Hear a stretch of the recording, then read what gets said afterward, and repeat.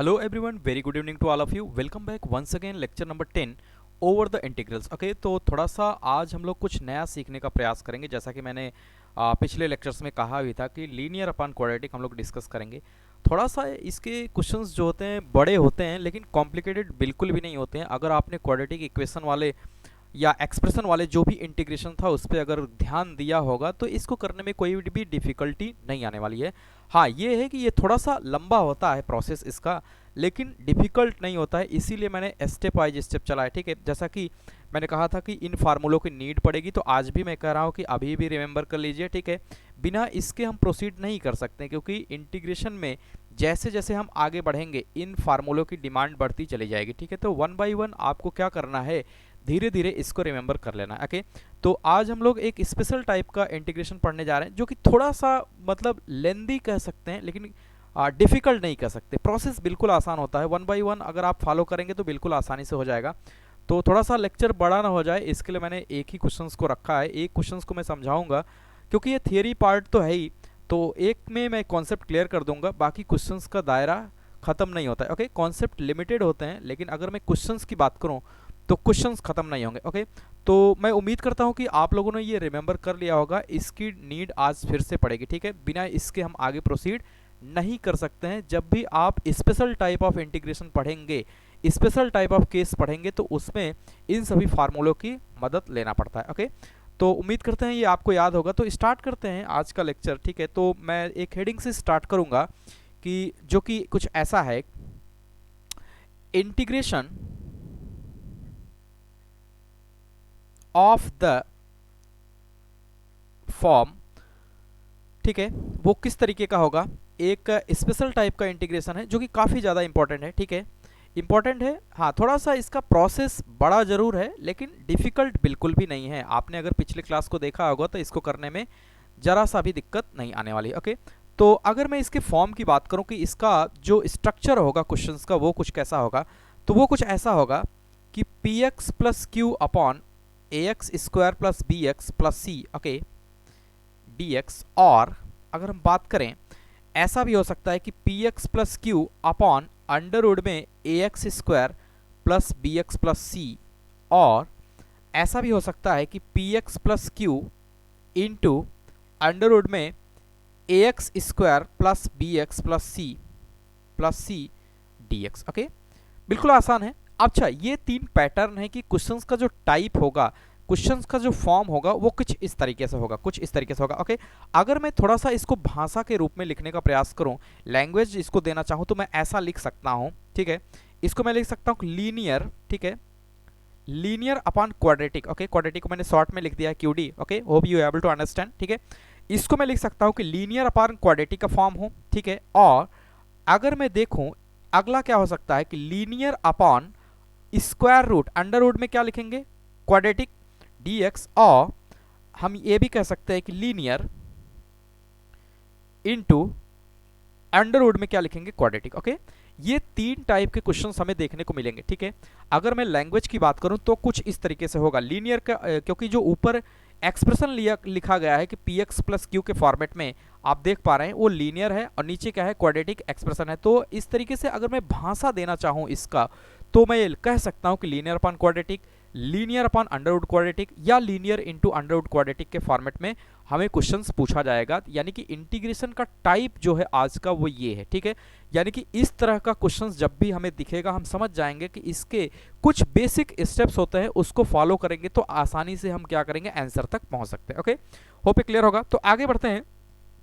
इसमें अगर मैं बात करूं, थोड़ा सा अगर लिखने का प्रयास करूं, ठीक है, तो यहां पे मैं लिख सकता हूं कि where P comma Q A comma B comma C are the constants.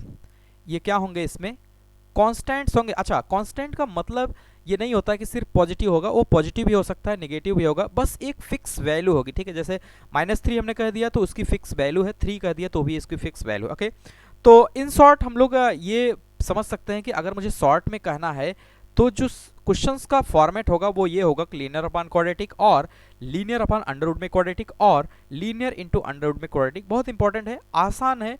हाँ, ये है कि थोड़ा सा ये लेंदी जरूर होता है, कि यानी कि इसके क्वेश्चंस को करने का जो प्रोसेस है वो थोड़ा सा बड़ा होता है, क्योंकि इसमें अगर मैं देखूँ तो ये दो इंटीग्रेशन में स्प्लिट होता है। दो इंटीग्रेशन में जब भी स्प्लिट होगा कोई चीज़ तो हमें एक की जगह दो इंटीग्रेशन सॉल्व करना रहेगा, और ज़्यादातर केसेस में इसमें एक वन अपान क्वाड्रेटिक टाइप का हमें आगे इंटीग्रेशन मिलता है, और वन अपान क्वाड्रेटिक अपने आप में खुद एक क्वेश्चन है, ठीक है, जो कि ऑलरेडी हमने पिछले क्लास में कवर किया है। तो यहाँ पे हमें दो इंटीग्रेशन सॉल्व करना रहता है, तब जाके हमें फाइनल आंसर तक पहुँचते हैं। तो थोड़ा सा लेंदी हो जाता है, लेकिन डिफिकल्ट बिल्कुल भी नहीं होता है। स्टेप बाय स्टेप जैसे मैं बता रहा हूँ, एक क्वेश्चन में कराऊंगा, उसको आपको फॉलो करना है, बिल्कुल आसान है, समझ जाएंगे। ओके, तो अगर मैं थोड़ा सा इसको प्रोसीड करूँ, थोड़ा सा थियरी का पोर्शन लिखना जरूरी समझ रहे हैं, ठीक है।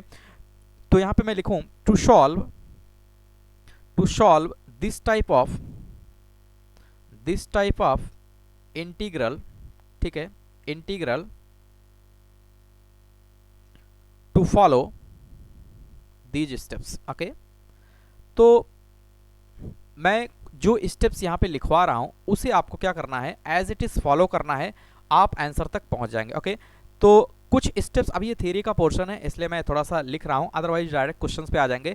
और ये हमारा दायित्व बनता है कि फर्स्ट क्वेश्चंस मैं करूँगा। तो एज ए लर्नर जब भी आप सीखते हैं तो थोड़ा सा स्लो होता है, जब मैं प्रैक्टिस कराऊंगा यहाँ से निकलने के बाद तो थोड़ा सा स्पीड रहेगी। ओके, तो स्टेप बाय स्टेप देखिएगा, क्योंकि थियरी क्लास है। तो यहाँ से अगर मैं स्टेप 1 लिखूँ, ठीक है, स्टेप 1 अगर मैं लिखूँ तो क्या होगा, स्टेप 1 की अगर हम बात करें तो यहाँ पे हम लिख सकते हैं late px plus q equal to lambda times derivative of ax square plus bx plus c plus का म्यू। ओके, हम क्या करेंगे, जब भी हमारे सामने इस तरह का क्वेश्चन आएगा तो इसको मैं एक भाषा भी अगर देना चाहूँ तो ऐसा लिख सकता हूँ कि और लीनियर इक्वल टू, हम लिखेंगे lambda times derivative of quadratic. Okay, ध्यान दीजिएगा, लैम्डा टाइम्स डेरिवेटिव ऑफ क्या लिखेंगे, quadratic, lambda times derivative of quadratic plus का म्यू। ओके, दोनों लैंग्वेज समझना ज़्यादा इंपॉर्टेंट है, क्योंकि जब आप चीज़ें याद कर लेते हैं तो थोड़ा सा वो डिफिकल्ट हो जाता है दिमाग में रखने में। इसीलिए हमने क्या किया है, एक लैंग्वेज भी दिया है, ठीक है, और एक मैथमेटिकल एक्सप्रेशन भी दिया है, ठीक है। तो आपको जो कन्वीनियंट लगे वो याद कर लीजिए, लेकिन मैं ऐसा कहूँगा कि आप ये याद करिए कि linear equal to lambda times, ठीक है, डेरिवेटिव ऑफ क्वाड्रेटिक। क्यों ऐसा कह रहा हूँ, क्योंकि क्वेश्चंस का जो फॉर्मेट रहेगा वो तीन फॉर्मेट रहेगा, लीनियर अपॉन क्वाड्रेटिक, और लीनियर अपॉन अंडर रूट में क्वाड्रेटिक, और लीनियर इनटू अंडर रूट में क्वाड्रेटिक। दैट मीन्स कि हम इस तरीके से अगर याद कर लें कि जो भी लीनियर एक्सप्रेशन मुझे दिया रहेगा वो मल्टीप्लाई हो रहा है या न्यूमिनेटर में है, तो उसको मैं क्या कर लूंगा, linear equal to lambda times derivative of quadratic plus का क्या लिखेंगे, म्यू। ओके, स्टेप नंबर 1 ये हो गया। ओके, अगर थोड़ा सा मैं आगे बढ़ूं स्टेप 2 की तरफ, तो स्टेप 2 मुझे क्या करना है, compare the coefficient of x. ठीक है, अब क्या करेंगे, compare the coefficients of x and constant terms. Okay, constant terms हमें क्या करना है, जब भी मैं इसको सॉल्व करूंगा इसके बाद हम कहां चले आएंगे, स्टेप 2 में। स्टेप 2 में जब भी आएंगे तो हम क्या करेंगे, कंपेयर करेंगे कोफिशिएंट ऑफ एक्स, एक्स के कोफिशिएंट को कंपेयर करेंगे, उसके बाद मुझे लैम्डा की वैल्यू मिल जाएगी, और जैसे ही कांस्टेंट टर्म को हम कंपेयर करेंगे वहां से हमें क्या मिल जाएगी, म्यू की वैल्यू ऑब्टेन हो जाएगी। टू फाइंड, क्या लिखेंगे, टू फाइंड, कंपेयर करने के बाद constant term, to find the values of lambda and mu. Okay, hope clear होगा। यहां से हमें क्या मिलेगा, लैम्डा और म्यू की वैल्यूज मिल जाएगी। अब लैम्डा और म्यू की वैल्यू मिलने के बाद हम करेंगे क्या, तो स्टेप नंबर 3 में जाएंगे। ठीक है, कहां जाएंगे, स्टेप नंबर 3। ओके, तो स्टेप नंबर 3 इसमें क्या करेंगे, substitute the values of, okay ध्यान दीजिएगा, substitute the values of lambda and mu in step 1। Okay, step 1 क्या है हमारा, स्टेप 1 हमारा ये है जो मैंने कंसिडर किया है कि px plus Q equal to lambda times derivative of ax square plus bx plus c plus का म्यू। तो लैम्डा और म्यू की वैल्यू हम यहाँ पे रख देंगे। तो इससे होगा क्या कि जो भी लीनियर एक्सप्रेशन हमारा है वो हम क्या करेंगे, दो अलग अलग फॉर्मेट में हम इसको लिख सकते हैं, लैम्डा और म्यू के फॉर्मेट में। तो इससे हमारा क्वेश्चन क्या हो जाता है, आसान हो जाता है। दैट मीन्स कि स्टेप 1 में हम रखेंगे टू कन्वर्ट, क्या करेंगे इसमें रखने के बाद, to convert the question into integrals. ठीक है, टू इंटीग्रल्स, ठीक है। अभी हमारा ये सिंगल इंटीग्रल था, ध्यान दीजिएगा, जैसे ये हमें दिया है कि p x plus q upon x square plus b x plus c, ये हमारा सिंगल इंटीग्रल है, ठीक है। अब हम क्या करेंगे, जैसे ये तीनों स्टेप्स को फॉलो करेंगे तो हम देख पाएंगे कि ये हमारा इंटीग्रल किस में कन्वर्ट हो जाएगा, दो अलग अलग इंटीग्रल्स में कन्वर्ट हो जाएगा। जैसे ही दो अलग अलग इंटीग्रल्स में कन्वर्ट हो जाएगा, दोनों को हम सॉल्व करेंगे और ऐड करेंगे, या अगर माइनस होगा तो सब्सट्रैक्ट करेंगे, तो हमारा यहाँ पे आंसर ऑब्टेन हो जाएगा। ओके, तो एक क्वेश्चन से स्टार्ट कर रहे हैं, this is the part of the theory. Okay, तो ये मुझे लिखवाना था क्योंकि ये लर्निंग प्रोसेस है और हम इस सीख रहे हैं, तो हमने क्या किया कि एक थियरी का पोर्शन यहाँ पे डाल दिया, ठीक है। तो किस तरीके से अगर ये क्वेश्चन आता है सॉरी, तो मुझे क्या फॉलो करना पड़ेगा, इन तीन स्टेप्स को फॉलो करना पड़ेगा। अच्छा, लिखने के लिए ये अभी बड़ा सा लग रहा है, लेकिन ये बड़ा है नहीं, बिल्कुल भी आसान है। आपको क्या करना है, सिर्फ क्या करना है, लीनियर को लिखना है, lambda times derivative of quadratic plus mu. इसमें जैसे ही हम थोड़ा सा सॉल्व करेंगे तो यहाँ से लैम्डा और म्यू की वैल्यू ऑब्टेन कर लेंगे, और क्या करेंगे, जो भी पी एक्स प्लस क्यू का एक्सप्रेशन है, दैट मीन्स की लीनियर एक्सप्रेशन को, उसको हम लैम्डा और म्यू के फॉर्मेट में लिख देंगे। जैसे ही लिखेंगे तो हमारा वन जो इंटीग्रल है वो टू इंटीग्रल में स्प्लिट हो जाएगा, और अलग अलग इंटीग्रल को स्प्लिट करके हम उसको जोड़ और घटा के आंसर तक पहुंच सकते हैं। ओके, तो एक क्वेश्चन लिखते हैं, वहां से क्लियरिटी आ जाएगी। Okay, write down question. Okay, to find the integral, ठीक है। तो इंटीग्रल मुझे ऑब्टेन करना है कि x plus two upon 2x square plus 6x plus 5 dx। Okay, ध्यान दीजिएगा, अच्छा सवाल है, ठीक है, एनसीईआरटी में भी दिया है, ठीक है, आप वहां से भी देख सकते हैं। बस ये है कि थोड़ा सा मैं इसको और डिटेल में बताऊंगा step wise step. Okay, hope ये क्लियर होगा। To find the integral of integration of x plus two upon 2x square plus 6x plus Q 6x plus 5। Okay, hope ये क्लियर होगा। अच्छा, थोड़ा सा इसको कंपेयर करने का अगर हम प्रयास करें कि ये किस फॉर्मेट में है, अगर मैं लिखता कि px plus q upon ax square plus bx plus सी। ओके, होप ये क्लियर होगा। तो अब देखिए, ये हमारा जो फॉर्मेट है, इसको मैं कह सकता हूँ कि इंटीग्रेशन ऑफ लीनियर अपॉन क्या है, क्वाड्रेटिक। ओके, होप ये क्लियर होगा। लीनियर अपॉन क्वाड्रेटिक का टाइप है ये। तो हम क्या करेंगे, जैसा ही ये हमें दिख जाए तो हम पहला स्टेप हम क्या करेंगे, लेट स्टेप, मैं स्टेप वाइज स्टेप कर रहा हूँ, ठीक है, मैं स्टेप यहाँ पे डाल दे रहा हूँ। स्टेप वन, ओके, पहला सवाल है इसलिए मैं स्टेप वाइज कर रहा हूँ। यहाँ पे हम क्या करेंगे, स्टेप वन हम क्या फॉलो करेंगे, स्टेप वन हम क्या करेंगे, लीनियर इक्वल टू क्या लिखेंगे, lambda times derivative, that means की d upon d x, lambda times derivative of quadratic, that means की डी अपॉन डी एक्स, किसका, 2x square plus 6x plus 5। Okay, 6x plus 5। Okay, यहाँ से ये हो गया प्लस का म्यू। ओके, होप ये क्लियर होगा। अब इसको मैं थोड़ा सा सॉल्व करूंगा तो क्या आ जाएगा, x plus two equal to lambda times, इसका डिफरेंशिएशन कर लेंगे। होप ये क्लियर होगा कि बेसिक डिफरेंशिएशन तो सभी को आ रहा होगा। जैसा कि अगर किसी को कोई दिक्कत हो रही है तो एओडी की क्लास मैंने स्टार्टिंग में लिया है, आप वहां से जाके बेसिक डिफरेंशिएशन की क्लास कर सकते हैं। और इतना मैं उम्मीद करता भी हूँ कि अगर इंटीग्रेशन चल रहा है तो you able to understand very well about the differentiation. Okay, तो यहाँ से मैं क्या लिख सकता हूँ कि 4x प्लस का 6 प्लस का 0। ओके, होप क्लियर होगा, ठीक है, प्लस का म्यू। ओके, तो थोड़ा सा इसको आगे अगर हम बढ़े तो यहाँ से लिख सकते हैं कि x plus two equal to lambda times 4x plus 6। Okay, plus का म्यू। ओके, थोड़ा सा इसको और ओपन करेंगे तो हम चले जाएंगे कहाँ पे, स्टेप नंबर 2, लेकिन इसको थोड़ा सा सॉल्व करेंगे। x plus two equal to 4 lambda x plus 6 lambda plus का म्यू। ओके, होप क्लियर होगा। अब हम चले जाएंगे स्टेप नंबर किसमें, 2 में। स्टेप नंबर 2 में क्या करते थे, कंपेयर करेंगे। स्टेप नंबर 2 में हम क्या करेंगे, कंपेयर करेंगे, ठीक है। तो यहाँ से मैं लिखूंगा स्टेप 2। स्टेप 2 क्या करेंगे, कंपेयर, ठीक है, compare the coefficient of x and constant term. Okay, and constant term. Okay, तो यहां से अगर हम देखें x का कोफिशिएंट क्या है, x के कोफिशिएंट की अगर हम बात करें तो ये है, और यहाँ पे ये है, और कांस्टेंट टर्म ये है, और पूरा कांस्टेंट टर्म ये है। दैट मीन्स कि यहाँ से हम क्या करेंगे, 4 लैम्डा इक्वल टू क्या मिलेगा, 1। दैट मीन्स कि लैम्डा इक्वल टू क्या मिलेगा, 1/4। लैम्डा इक्वल टू यहाँ से क्या मिल गया, 1/4। अगर मैं ये, तो मैंने किसकी बात किया, ये हमने बात किया कि कोफिशिएंट ऑफ x। ओके, अगर मैं कांस्टेंट की बात करूं तो 6 lambda plus mu equal to कितना आएगा, 2। लैम्डा की वैल्यू यहाँ से क्या है, 1/4। दैट मीन्स कि 6 इंटू 1/4 प्लस का म्यू इक्वल टू 2। ओके, बिल्कुल आसान है, स्टेप वाइज स्टेप ही मैं चल रहा हूँ, किसी भी स्टेप को मैं स्किप नहीं करूंगा, ठीक है, बिल्कुल आसान है। तो यहाँ से क्या आ जाएगा, 3/2 प्लस का mu equal to 2, that means कि यहाँ से म्यू को अगर हम कैलकुलेट करें 2 माइनस 3/2, ठीक है, तो यहाँ से म्यू इक्वल टू आ जाएगा 4 माइनस 3/2, दैट मीन्स कि हाफ। ओके, तो यहाँ से अगर हम लोग म्यू को देखें तो कितना आ गया, हाफ। होप क्लियर होगा, ठीक है, म्यू की वैल्यू हाफ आ गया। और लैम्डा की वैल्यू अगर मैं यहीं पे लिख दूं and lambda equal to 1/4, that means कि अब हम क्या करेंगे, अगर ये स्टेप नंबर 2 हमारा कंप्लीट हो गया, ओके, स्टेप नंबर 2 कंप्लीट हो गया, और अब चलेंगे step number 3। Okay, step number 3 हमारा क्या कहता है कि x प्लस 2 यानी कि जो लैम्डा और म्यू की वैल्यू आया है इसको ओरिजिनल स्टेप नंबर 1 में रखना है, दैट मीन्स कि x plus 2 equal to lambda times derivative of, ठीक है, डेरिवेटिव ऑफ हमारा क्या था, इक्वेशन की अगर हम बात करें तो क्या था, 2x square plus 6x plus 5, ठीक है, प्लस का म्यू, यही था, ठीक है, फिर से मैं देख ले रहा हूँ कि 2x square 6x plus 5। Okay, hope clear होगा।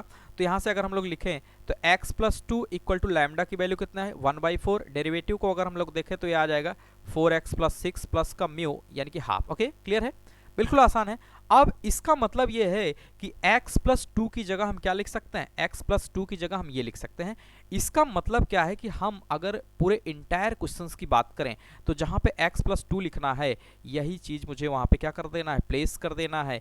अभी तक हम सिर्फ ये कर रहे थे, जो भी लीनियर था उसको 2 पार्ट में ब्रेक करने का प्रयास कर रहे थे। तो फाइनली अगर मैं देखूं तो क्वेश्चंस को अगर हम रीराइट करें, okay, hence now questions will become, okay, question will become, अगर मैं क्वेश्चंस की बात करूं यहां से तो क्वेश्चंस को अगर मैं रीराइट करूं थोड़ा सा यहां पे, तो integration of x plus 2 upon 2x square plus 6x plus 5, okay, dx।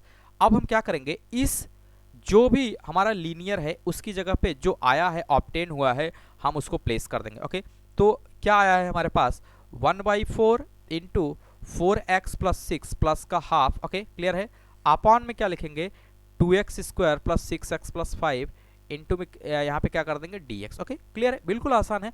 अब हमें क्या करना है, इसी को फर्दर प्रोसीड करना है और इसको सॉल्व करने पे जो भी आएगा वही हमारा क्या होगा, आंसर होगा, जो भी होगा वही हमारा आंसर होगा।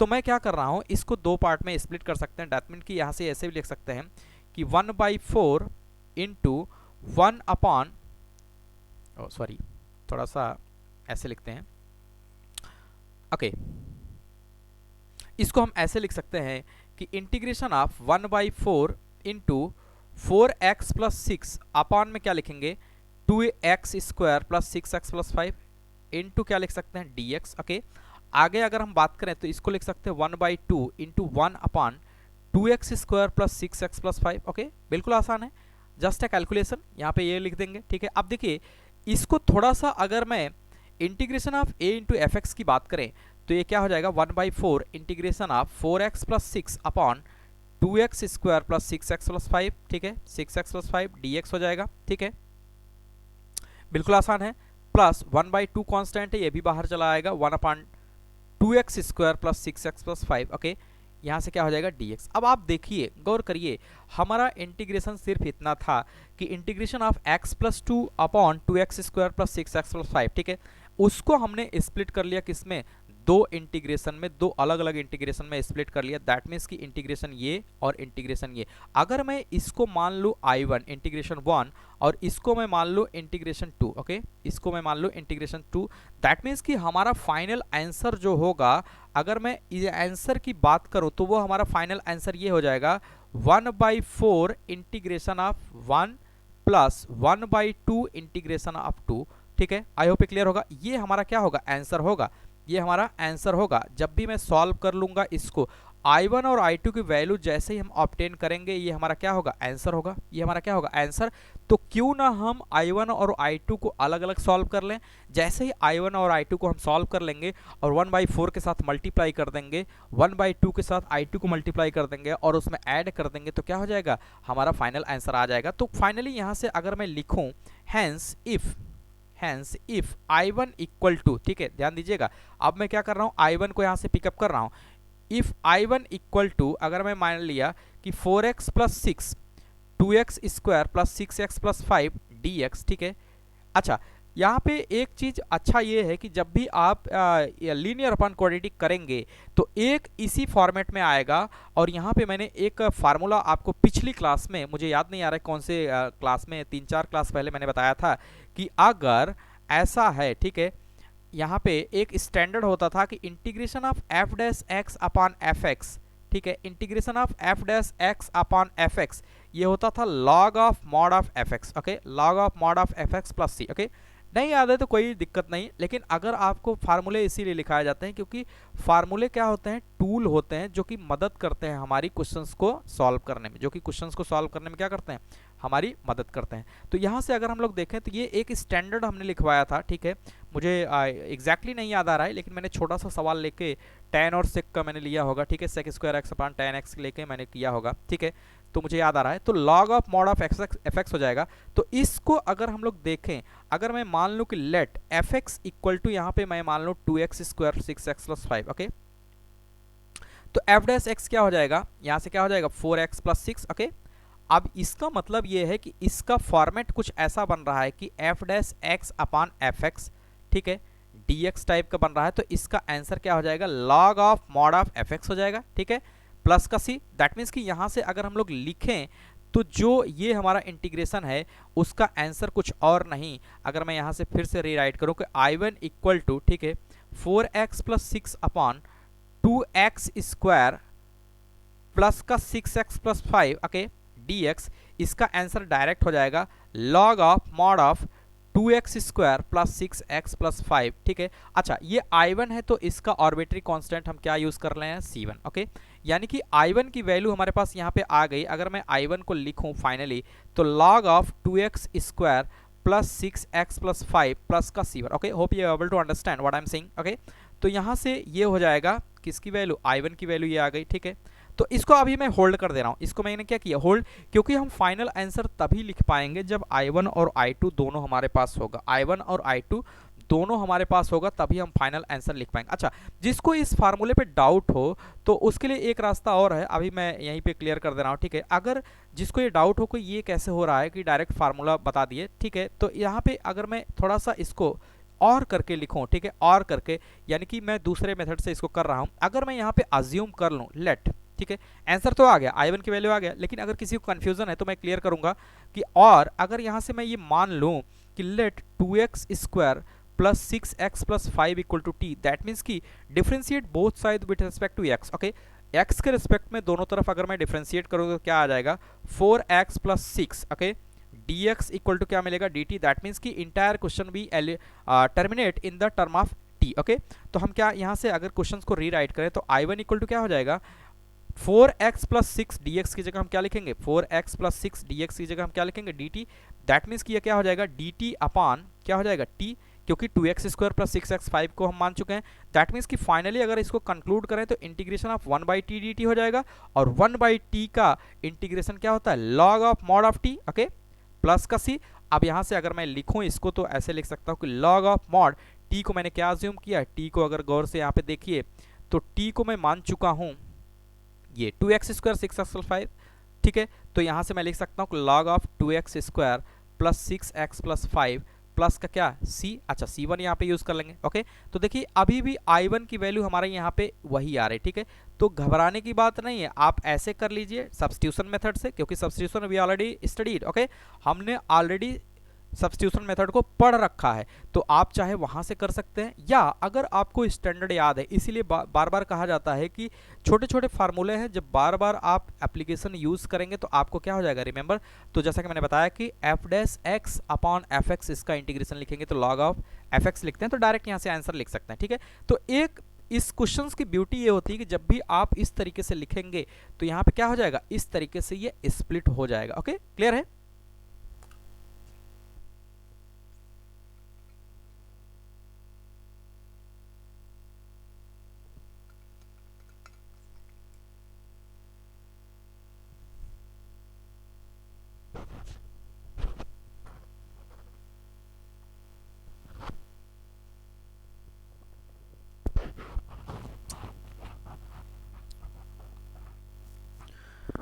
Okay, hope you able to understand what I'm saying till now, okay। तो उसी के आगे अगर हम लोग बढ़ें, ठीक है, अब मैं बात करूंगा I2 की। किसकी बात करूंगा? I2 की। थोड़ा सा नेक्स्ट पेज से ले रहे हैं, ठीक है। I2 अगर आपको याद हो तो I2 की जगह अगर मैं थोड़ा सा देखूं इसको, तो I2 हमारा कुछ और नहीं ये है कि 1/2x² + 6x + 5। ओके, तो यहाँ से अगर मैं I2 को फिर से रीराइट करूँ, I2 की जगह अगर मैं फिर से लिखूँ, तो I2 हमारा क्या था? 1/2x² + 6x + 5। ठीक है, आप अच्छे से अगर इसको याद करिए तो इसका जो फॉर्मेट है अभी पिछले क्लास में ही मैंने लिया है कि 1/क्वाड्रेटिक टाइप का टाइप है। ठीक है, इसका टाइप क्या है? 1/क्वाड्रेटिक टाइप। तो इसको करने के लिए मैंने क्या बताया था? इसको करने के लिए मैंने बताया था कि जो भी क्वाड्रेटिक इक्वेशन है उसके x² के कोफिशिएंट को क्या करना है? 1 करना है, और इसको किस में कन्वर्ट करना है? इसको कन्वर्ट करना है परफेक्ट स्क्वायर में। परफेक्ट स्क्वायर में जैसे ही कन्वर्ट करेंगे तो हमारे पास ये 6 फार्मूले हैं। आप फिर से देखिए, ठीक है, ये 6 फार्मूले हमारे पास हैं। इन्हीं 6 फार्मूले की हेल्प से हम फिर से क्या करेंगे? इन्हीं 6 फार्मूले की हेल्प से हम आंसर को राइट कर सकते हैं। ओके, दैट मीन्स कि we need to convert the entire quadratic equation in the whole perfect square format. Okay, तो यहाँ से क्या करेंगे? आई की जगह अगर हम लोग देखें, ठीक है, ध्यान दीजिएगा, आई को अगर मैं यहाँ से आगे बढ़ाऊं तो I2 को मैं यहाँ से अगर आगे बढ़ाऊं तो I2 को बढ़ाने से पहले मैं क्या कर रहा हूँ? इसके परफेक्ट स्क्वायर को पहले मैं अलग से लिख ही ले रहा हूँ। ठीक है, ज़्यादा अच्छा रहेगा कि उसको एक साथ कैरी करने में। ठीक है, तो यहाँ पे मैं पहले क्या कर ले रहा हूँ कि 2x² + 6x + 5 को मैं क्या बना रहा हूँ? Perfect square. ठीक है, अब यहाँ पे ये मत कहिएगा कि परफेक्ट स्क्वायर क्यों बना रहा है, क्योंकि वी ऑलरेडी डिस्कस्ड, ठीक है, कि 1/क्वाड्रेटिक को कैसे सॉल्व करना है। तो क्या करेंगे? 2 को कॉमन ले लेंगे तो क्या बचेगा? x² + 3x + 5/2। Okay, hope clear होगा। अब मैंने क्या बताया कि इसको स्टैंडर्ड से हम क्या करेंगे? कंपेयर करेंगे। दैट मीन्स कि ax² + bx + c = 0 अगर मैं लिखता, ठीक है, 0 मैं गायब ही कर दे रहा हूँ। ठीक है, अगर इससे मैं कंपेयर करूँ तो यहाँ से देखिएगा a की वैल्यू क्या आ रही है? a की वैल्यू 1, ओके, b की वैल्यू क्या आ रही है? 3, एंड c की वैल्यू क्या आ रही है? 5/2। तो मुझे क्या करना है? इसको परफेक्ट स्क्वायर बनाने के लिए इसको ऐड एंड सब्सट्रैक्ट। ओके, याद होगा, ऐड एंड सब्सट्रैक्ट b/2 के whole square. Okay, that means कि क्या करेंगे? 3/2 के होल स्क्वायर, दैट मीन्स कि 9/4 को हम क्या करेंगे? ऐड करेंगे और सब्सट्रैक्ट भी करेंगे इंटायर क्वेश्चंस में जो भी एक्सप्रेशन हमारे सामने है। दैट मीन्स कि इसको मैं फिर से रीराइट करूं अगर यहाँ पर, ठीक है, ध्यान दीजिएगा, अगर मैं इसको रीराइट करूं, ठीक है, तो मैं यहाँ से क्या लिख सकता हूँ? 2, उसके बाद क्या लिखेंगे?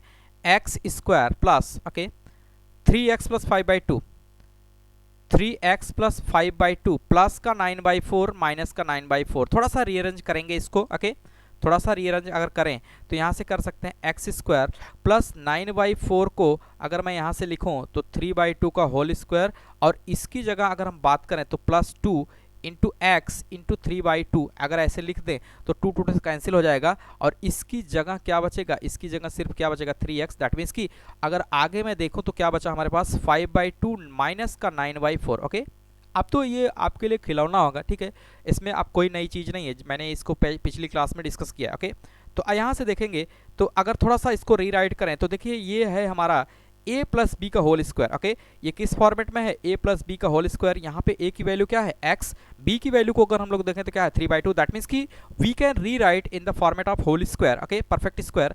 तो x + 3/2 का यहाँ पे क्या कर देंगे? होल स्क्वायर, प्लस का यहाँ पे 4 एलसीएम ले लेंगे, क्या हो जाएगा? यहाँ पे 10 माइनस क्या हो जाएगा? 9। ओके, थोड़ा सा इसको आगे बढ़ते हैं, ठीक है, तो देखते हैं यहाँ से 2 हो जाएगा, और यहाँ पे क्या बचेगा? x + 3/2 का होल स्क्वायर, और यहाँ पे क्या बचेगा? 1/4। दैट मीन्स कि थोड़ा सा इसको अगर हम रीराइट और करें तो 2x + 3/2 का क्या लिखेंगे? परफेक्ट स्क्वायर हो जाएगा ये, और ये 1/2 का क्या हो जाएगा? परफेक्ट स्क्वायर हो जाएगा। ओके, होप क्लियर होगा। तो इसका मतलब क्या है कि इंटायर जो भी क्वेश्चंस है डिनोमिनेटर में जो ये दिया है, डिनोमिनेटर में जो ये वैल्यू दिया है कि 2x² 6 + 6x + 5, इसकी जगह पे मैं क्या लिख सकता हूँ? 2 टाइम्स x + 3/2 का होल स्क्वायर प्लस 1/2 का होल स्क्वायर। ओके, तो क्वेश्चंस को मैं रीराइट करूंगा। ओके, क्वेश्चंस को अगर मैं रीराइट करूं, यहाँ पे मैं एक बार लिख ही दे रहा हूं कि I2 = हमारे सामने था 1/2x² + 6x + 5 dx। इसकी जगह पे मैं क्या लिख सकता हूं? जो अभी आया, तो क्या आया? 1/2, ठीक है, और बगल में क्या लिखा है, x प्लस 3/2 का क्या लिखेंगे, होल स्क्वायर प्लस 1/2 का होल स्क्वायर, ऊपर क्या लिखेंगे dx। ओके, होप क्लियर होगा, बिल्कुल आसान है। अच्छा 1/2 क्या है, यहाँ पे कांस्टेंट है, 1/2 कांस्टेंट है, तो a टाइम्स fx का इंटीग्रेशन जब भी हम करते हैं तो a कहाँ चला आता है, बाहर चला आता है। दैट मीन्स कि यहाँ से क्या करेंगे, 1/2 integration of 1 upon x plus 3/2 का क्या लिखेंगे, होल स्क्वायर प्लस 1/2 का whole square. Hope you are able to understand what I am saying. Okay, तो यहां से हम देख सकते हैं कि 1 अपॉन एक्स स्क्वायर प्लस ए स्क्वायर का फॉर्मेट पे यहाँ पे बन रहा है, लेकिन ए की जगह यहाँ पे क्या है, x plus 3/2। That means we need to substitution method. Okay, ये कुछ भी ऐसा नहीं है कि जो मैंने नहीं बताया है। पिछले क्लास में अगर मैं देखूं कि 2-3 क्लास में मैंने सारी चीज़ों को कनेक्ट करने का प्रयास किया है, धीरे धीरे छोटा छोटा करके मैं यहाँ पे पहुंचा हूँ। ठीक है, छोटे छोटे एफर्ट्स को जोड़ के तब मैं लीनियर अपॉन क्वाड्रेटिक, जैसे मैंने हर लेक्चर में लगभग नाम लिया होगा लीनियर अपॉन क्वाड्रेटिक, ये कॉम्प्लिकेटेड बिल्कुल नहीं है, ये सिर्फ क्या है, लेंदी है।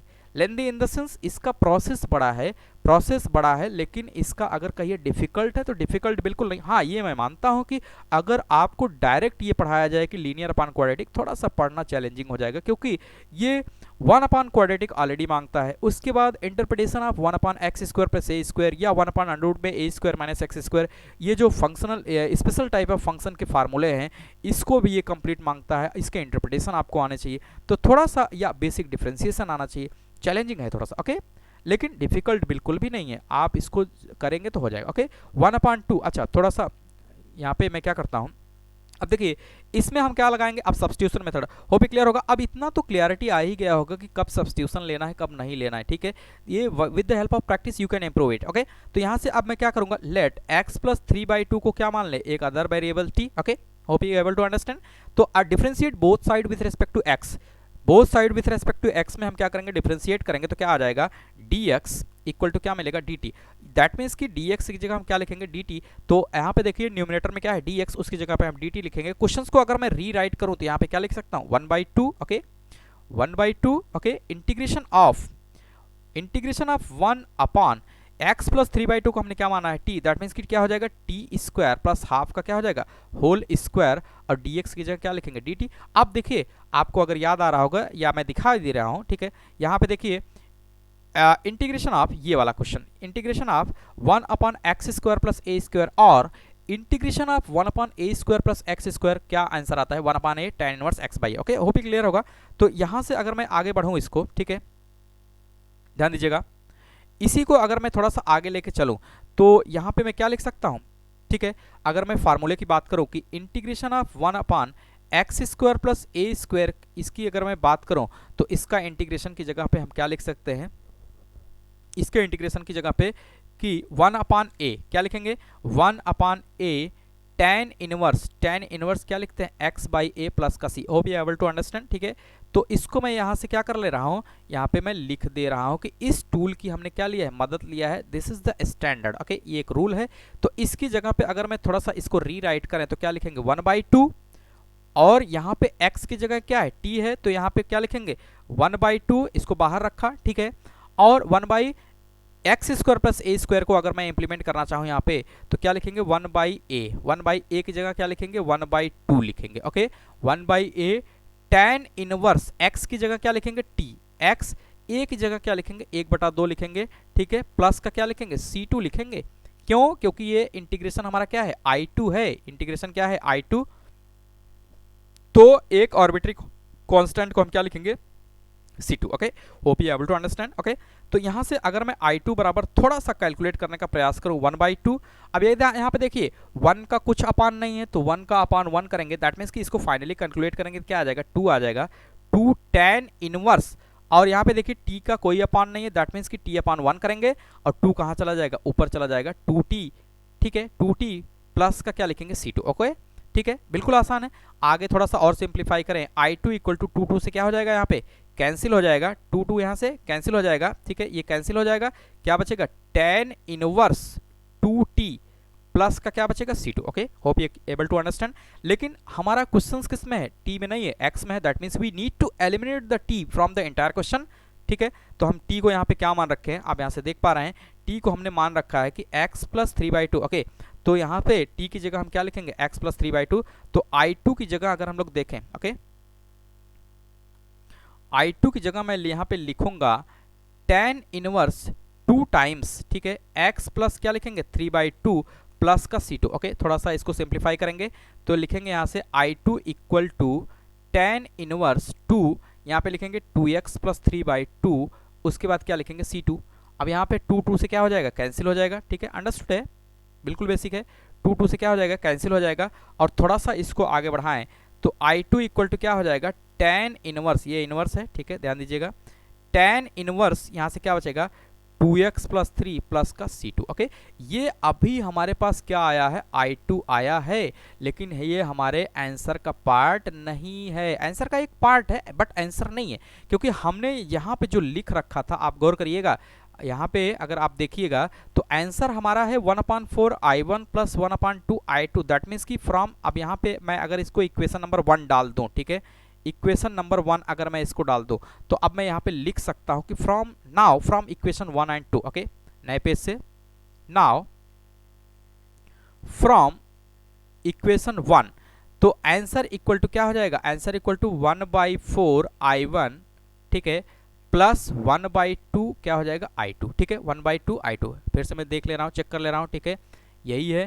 ओके, यहाँ पे देखिए 1/4 I1 plus 1/2 I2, 1/2 I2। That means कि यहाँ से अगर मैं I1 और I2 की वैल्यू को यहाँ पे प्लेस करूँ तो मुझे आंसर मिल जाएगा, ठीक है। तो यहाँ पे मैं क्या कर रहा हूँ कि 1/4 I1 की जगह अगर मैं देखूँ, I1 हमारा क्या आया है, ठीक है, I1 को अगर हम लोग देखें तो log of mod of 2x square 6x 5 plus C1। Okay, तो यहाँ से मैं क्या करूँगा, I1 की वैल्यू लिख दूंगा कि log of mod of 2x square plus 6x plus 5, ठीक है, ये प्लस का क्या आया है, C1 आया है, प्लस का C1 यहाँ पे ऐड, देखिए C1 ब्रैकेट का अच्छा खासा ध्यान रखेंगे, मैं अभी बताऊंगा कि IIT में MCQ किस तरीके से पूछता है। ओके, तो यहाँ पे देखिएगा, उसके बाद क्या लिखेंगे 1/2 I2 की वैल्यू लिखेंगे। I2 की वैल्यू यहाँ पे क्या है, I2 को अगर हम लोग देखें तो क्या मिला है हमारे पास, I2 की जगह हमें मिला है tan inverse 2x plus 3 plus का C2। ओके, तो यहाँ से अगर मैं I2 की वैल्यू को लिखूं तो हमें मिला है कि tan inverse 2x plus 3 plus का C2। Okay, hope you able to understand. Okay, ये हमारा क्या हो गया, आंसर हो गया, फाइनल आंसर। लेकिन थोड़ा सा इसको समराइज करेंगे as per the questions answer, अगर हम लोग देखें तो थोड़ा सा इसको समराइज करेंगे तो क्या मिलेगा, 1/4 log of mod of 2x square plus 6x plus 5, ठीक है, प्लस का C1 बाई क्या मिलेगा 4, 1/4 दोनों में मल्टीप्लाई होगा, कांस्टेंट में भी, ठीक है, प्लस 1/2 tan इनवर्स, ठीक है, tan inverse 2x plus 3 plus C2 by क्या हो जाएगा T। ओके, थोड़ा सा और इसको समराइज करें तो मैं यहाँ से लिख सकता हूँ कि 1/4 log of mod of 2x square plus 6x plus 5, okay, plus 1/2 tan inverse 1/2 tan inverse 2x plus 3 plus C1/4 plus C2/2। Okay, ध्यान दीजिएगा, अब यहाँ से कैसे क्वेश्चंस बनता है MCQ, ठीक है, ठीक है, ध्यान दीजिएगा, अगर मैं, क्योंकि C1 C2 दोनों क्या है, एक कांस्टेंट है, और एक ये दोनों कांस्टेंट को हटा के अगर मैं एक कांस्टेंट लिखूं तो ऐसे लिख सकता हूं कि 1/4 log of mod of 2x square 6x plus 5, okay, plus का हाफ tan इनवर्स, ठीक है, 2x प्लस 3, और इसकी जगह एक आर्बिट्री कांस्टेंट कर देंगे, तो ये अब हमारा क्या हो गया, फाइनल आंसर होगा। This is the final answer, this is the final answer where, यहाँ पे अगर मैं बात करूं where C equal to C1/4 plus C2/2। Okay, hope ये क्लियर होगा। अब देखिए यहाँ पे अगर एग्जामिनर को MCQ में इसको बड़ा क्वेश्चंस बनाना होगा, ठीक है, तो वो ऐसे आंसर नहीं पूछेगा, आंसर नहीं पूछेगा, वो 4 ऑप्शन दे देगा। वो किस तरीके से ऑप्शन देगा मैं यहाँ पे बता दे रहा हूँ। ऑप्शन दे देगा कि option number A C equal to C1/2 plus C2/3, okay, option number B C equal to C1/4 plus C2/2, okay, option number C दे देगा C equal to C1/11 plus C2/3, okay, option number D दे देगा none of this, okay, none of this. Okay, hope you able to understand. जब भी ये पूछेगा, ऐसा भी पूछ सकता है कि उसके, क्यों ऐसा पूछेगा, अब वो देखना चाह रहा है कि आप जो कांस्टेंट आता है, कांस्टेंट का मतलब सिर्फ कांस्टेंट होता है, वो कुछ भी हो, ठीक है। यहाँ पे आर्बिट्री कांस्टेंट जब हम यूज़ करते हैं, लेकिन जब क्वेश्चंस को डिफिकल्ट बनाना होता है तो यहाँ पे देखिए 1/4 के मल्टीप्लाई को इंपॉर्टेंस इसने दिया, 1/2 के मल्टीप्लाई को इंपॉर्टेंस देगा। अब जब यहाँ पे पूछेगा एमसीक्यू, तब यहाँ पे हमें क्या करना रहेगा, एग्जैक्ट आंसर लगाना होगा कि सी की वैल्यू ये आई है, this is the final answer. Okay, ये हमारा आंसर हो जाएगा कि c equal to C1/4 plus C2/2। That means कि यहाँ से एग्जैक्ट मुझे आइडिया लगता है कि ये है। बाकी अगर मैं आंसर की बात करूँ तो फाइनल आंसर इंटीग्रेशन का क्या आ जाएगा, ये आ जाएगा। अब देखिएगा जो भी समय इसमें लगा होगा, मैंने समय नहीं देखा, लेकिन उम्मीद करते हैं आधा घंटा तो लगा ही होगा। लेकिन इसके प्रोसेस को अगर आप देखेंगे तो प्रोसेस बिल्कुल आसान है, प्रोसेस डिफिकल्ट नहीं है, ठीक है। तो इसीलिए मैंने एक सवाल लिया कि आगे अगर मैं ज़्यादा बड़ा करूँगा तो अभी एक आध दो सवाल और भी करा सकते हैं, लेकिन स्टेप्स यही रखना है। अब देखिए जैसे क्या होता है कि अब जब अगर मैं थोड़ा सा स्टार्टिंग में बात करूं, मैंने सिर्फ पहला फॉर्मेट लिया लीनियर अपॉन क्वाड्रेटिक। अगर ये linear upon under root quadratic है तो इसमें से कौन सा फार्मूला लगेगा पता है, ये वाला फार्मूला लग जाएगा, 1 अपॉन अंडर रूट में एक्स स्क्वायर माइनस ए स्क्वायर, या 1 अपॉन में ए स्क्वायर माइनस एक्स स्क्वायर, और 1 अपॉन एक्स स्क्वायर प्लस ए स्क्वायर। यानी जब भी हम कन्वर्ट करेंगे लीनियर अपॉन क्वाड्रेटिक में, तो इसको हम क्या करेंगे, परफेक्ट स्क्वायर बनाएंगे, तो 1 अपॉन वाला फार्मूला लगेगा, न कि 1 upon x square plus A square, 1 upon a square minus x square, ये वाला, ठीक है। अब यहाँ पे लीनियर इंटू क्वाड्रेटिक, इसमें कौन सा लगेगा, इसमें भी वही लगेगा, ठीक है। इसमें भी ये अंडर रूट स्क्वायर वाला फार्मूला लगेगा। Okay, hope you able to understand, ठीक है। तो यहाँ से हम क्या कर सकते हैं, इसको कंप्लीटली कवर कर सकते हैं, ठीक है। बिल्कुल आसान है, इसलिए मैंने एक एग्जांपल लिया और एक ही एग्जांपल में स्टेप वाइज स्टेप मैंने चला है, ताकि आपको बाद में डिफिकल्टी ना हो, ठीक है। तो उम्मीद करते हैं समझ में आया होगा। और ये इसीलिए मैं बार बार कह रहा था कि इस टॉपिक को थोड़ा सा मैं लेट लूँगा, क्योंकि ये ढेर सारे टॉपिक्स को कवर करता है। उन सभी टॉपिक्स को कवर करने के बाद ही आज मैं यहाँ पे आ पाया हूँ, ठीक है। क्योंकि ये एक छोटा टॉपिक नहीं है, बड़ा टॉपिक है, इससे सवाल बोर्ड्स में भी आते हैं, ठीक है। हाईएस्ट मार्क्स में इसको दिया जाता है और एमसीक्यू टाइप पे आईआईटी जेईई में भी इससे पूछ लिया जाता है, ठीक है। Hope you able to understand, ठीक है। मैं उम्मीद करता हूँ कि अभी तक जो भी मैंने कराया वो समझ में आया होगा, ठीक है। और आप यहाँ से देख ही पा रहे होंगे कि जैसे चैनल पे विजिट करेंगे तो उसके डिस्क्रिप्शन को जब आप चेक करेंगे तो वहाँ पे आपको ई नोट्स मिल जाएगा। ओके, जो भी रनिंग क्लास की नोट्स होती है वो प्रोवाइड कर दिया जाता है, थोड़े ही समय में थोड़ा सा उसको मॉडिफाई करके आधे एक घंटे में प्रोवाइड कर दिया जाता है। जैसे आप स्क्रॉल करेंगे, ठीक है, थोड़ा सा यहाँ पे लिखा होता है डाउनलोड लेक्चर नंबर, जो भी लेक्चर रहता है 9, जैसे यहाँ पे 9 लिखा है, और इस ग्रीन लिंक को जैसे ही आप टच करेंगे तो आपके सामने जो भी नोट्स होगा उस लेक्चर का पीडीएफ यहाँ से आप प्रोवाइड ले सकते हैं। अदरवाइज़ आप टेलीग्राम चैनल को भी ज्वाइन करेंगे तो वहाँ पे भी मैं उसको भेज देता हूँ, ठीक है। तो देखिए यहाँ से जो नोट्स है मैं डिस्क्रिप्शन में डाल देता हूँ आधे एक घंटे के अंदर, ठीक है। तो आप यहाँ से जो है इसको डाउनलोड कर सकते हैं और नोट भी कर सकते हैं, ठीक है। Hope you able to understand what I am saying till now. Okay, तो आगे बढ़ते हैं। तो उम्मीद करते हैं समझ में आया होगा, ठीक है। मिलते हैं कल एक नए टॉपिक के साथ। और थोड़ा सा अब हम लोग जो है 50% के ऊपर चले गए हैं, ठीक है। 60 से 70% कवर कर लिए हैं। डेफिनेट इंडेफिनिट इंटीग्रेशन की मैं बात कर रहा हूँ, डेफिनेट इसके आगे मैं करूँगा, ठीक है। डेफिनेट में कुछ होता नहीं है, बस एक लोअर लिमिट, एक अपर लिमिट और कुछ बेसिक प्रॉपर्टीज़ होती हैं जिसको यूज़ करते हैं, ठीक है। उसके बाद लास्ट में मैं बात करूँगा एरिया अंडर द कर्व, जो कि एक स्पेशल टॉपिक होगा, एप्लीकेशन ऑफ इंटीग्रल्स। ओके, तो जो कि काफ़ी ज़्यादा इंपॉर्टेंट भी है, ठीक है। उम्मीद करते हैं समझ में आया होगा। तो मिलते हैं कल एक नए टॉपिक के साथ, तब तक के लिए बाय बाय, थैंक यू।